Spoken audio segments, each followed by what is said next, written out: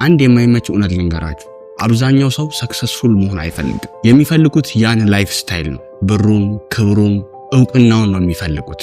ነገር ግን አብሮት የሚመጣውን ዋጋ መክፈል አይፈልጉም። ምክንያቱም እውነተኛ ስኬት ዲሲፕሊን፣ መስዋዕትነትንና ኃላፊነትን ሲጠይቅ ብዙ ሰው አቋራጭ መንገድ መፈለግ ይጀምራል። ወይም ደግሞ የባሰው ሌላ ሰው ተሸክሞ እንዲያደርሳቸው መጠበቅ ይጀምራል። በዙሪያችሁ ካሉ ሰዎች ጋር በቂ ጊዜ ካሳለፋችሁ እንደዚህ ሲሉ አስተውላችሁ ይሆናል። ወይኔ ይህን ያህል ብር እኮ ባገኝ ህይወቴን ለውጥ ነበር፣ ይህንን ነገር ባገኝ እንደዚህ አይነት ነገር ሰራ ነበር ሲሉ ሰምታችሁ ይሆናል። ነገር ግን በደንብ አስተውዬ ስመለከት አንድ የሚገርም ነገር ተረዳሁ። ብዙዎቹ ከዚህ በፊት ጥሩ እድሎች አግኝተው ነበር። አንዳንዶቹ ገንዘብ፣ አንዳንዶቹ ደግሞ ሰው የሚመኟቸው እድሎች ነበሯቸው። ግን ያን ሁሉ መልሰው አጥተዋል። ያኔ ነው አንድ ትልቅ ነገር የተረዳሁት። ችግሩ መቼም ገንዘብ አልነበረም። ዋናው ችግር ገንዘቡን የሚያስተዳድረው ሰው ጋር ነበር። ስለዚህ አሁን ትክክለኛው ጥያቄ ሰዎች እንዴት ነው በትክክለኛው መንገድ ስኬትን የሚገነቡት? ለኔ ይሄ ነገር በሶስት ዋና ዋና ሐሳቦች ላይ የተመሰረተ ነው። አንደኛ ነገሮች እንዴት እንደሚሰሩ መረዳት። ገና ድሮ ከተረዳኋቸው ነገሮች አንዱ ስኬት ሁልጊዜም የራሱን ዱካ ይተዋል። በትኩረት ካዳመጣችሁ ስኬታማ ሰዎች ህይወታቸውን እንዴት እንደገነቡ በግልጽ ያስቀምጣሉ።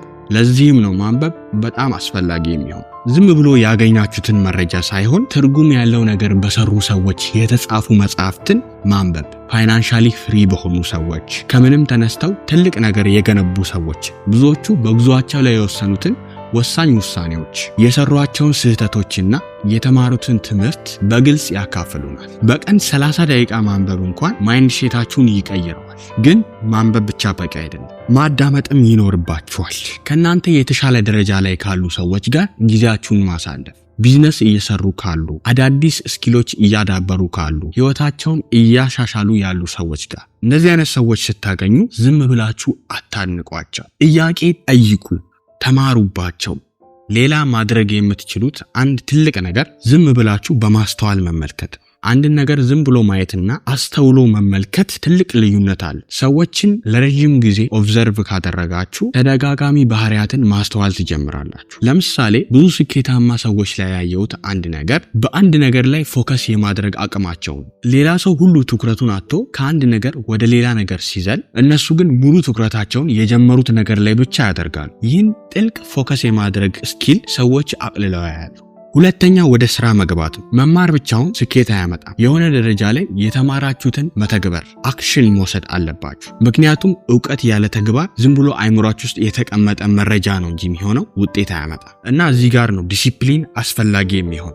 እውነቱን እንነጋገር ከተባለ ማንም ሰው በየቀኑ ከባድ ስራዎችን ለመስራት ጓግቶ ከእንቅልፉ አይነሳም። አንዳንዴ ትደክማላችሁ፣ አንዳንዴ ትኩረታችሁ ይሰረቃል፣ አንዳንዴ ደግሞ ቀላል የሆኑ ነገሮችን ለማድረግ ትመርጣላችሁ። ይህንን ስሜት እኔም አውቀዋለሁ። ምክንያቱም እኔ ራሴ እቸገርበት ነበር። እስቲል አሁንም የምቸገርባቸው ነገሮች አሉ። ለኔ ነበሩኝ አሁንም ያሉ ትላልቅ ዲስትራክሽኖች አንዱ ፊልምና ተከታታይ ፊልሞችን ማየት ነው። ሌላኛው ደግሞ ቲክቶክ ላይ ያለማቋረጥ ስክሮል በማድረግ ብዙ ጊዜ ማጥፋት ነበር። እውነታው ግን ይሄ ነው።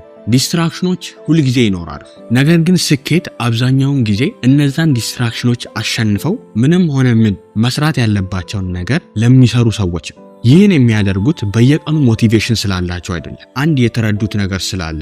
የራሳችሁን ህይወት ራሳችሁ ካልገነባችሁት ማንም መጥቶ የሚገነባላችሁ የለም። ሶስተኛ ስኬት ለሚለው ቃል የምትሰጡትን ትርጉም ማስተዋል። መነሳት ያለበት አንድ ተጨማሪ ነገር ብዙ ጊዜ ሰዎች ስለ ስኬት ሲያወሩ አብዛኛውን ጊዜ ትኩረታቸው የሚሆነው ገንዘብ ላይ ነው።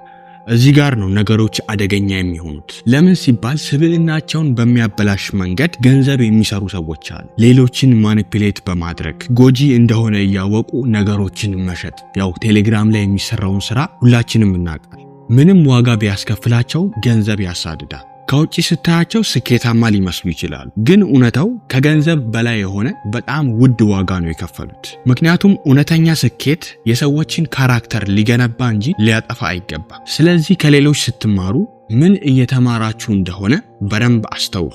ስኬት ሁል ጊዜ የራሱ የሆነ ዋጋ አለው፣ ነገር ግን ሁሉም ዋጋ ሊከፈልለት የሚገባ አይደለም።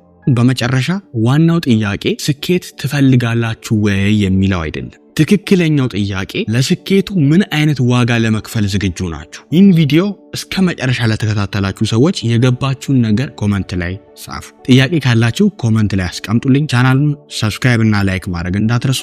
በቀጣይ ሳምንት እስክንገናኝ ድረስ መልካም ጊዜ። 99% የምትሆኑ ሰዎች ይህን ቪዲዮ ክሊክ አድርጋችሁ ትወጣላችሁ ወይም ደግሞ ቪዲዮን እስከመጨረሻ አይታችሁ ማተገብሩት ብዙ ናችሁ። ይህን ቪዲዮ እስከመጨረሻ አይታችሁ ለምትተገብሩ ለእናንተ ነው። ያለማቋረጥ ስክሮል ያለማቋረጥ ስክሮል ማክ ይሰውራል ካሜራ የሚሰውራል እንደዚህ አይነት ቪዲዮ ኤዲት ሲደረግ እኮ ሞር የተሻለ ይሆናል እኮ። እኔ የሆነ ቪዥን ስላለኝ እኮ ነው ኤዲት ሳደርገው። እውነትህን ነው። ይሄን ያህል ባድ ነው። እውነትህን ባድ ቪዲዮ አይ ችግር የለም።